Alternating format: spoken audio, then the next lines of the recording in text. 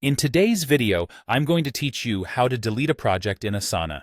Whether you're doing a bit of digital decluttering or you've simply finished all the tasks and no longer need a project, knowing how to remove a project from your workspace is essential.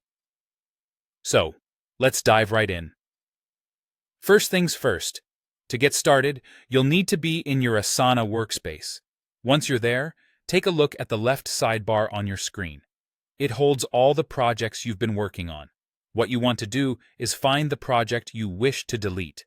Simply click on the name of your project.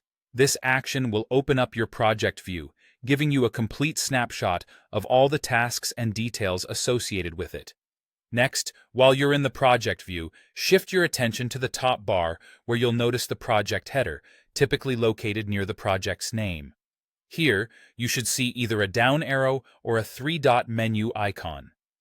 Both function as the Project Actions menu. Click on this icon to reveal a drop-down menu that contains various options related to the project settings.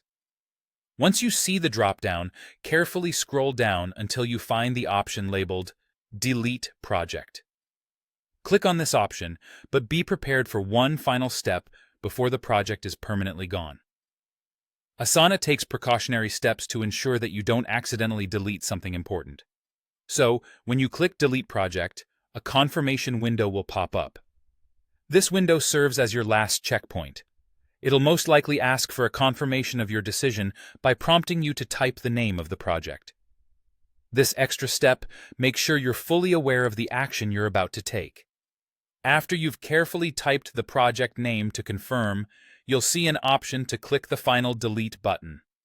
Once you hit this, the project will be permanently removed from your workspace. And that's it.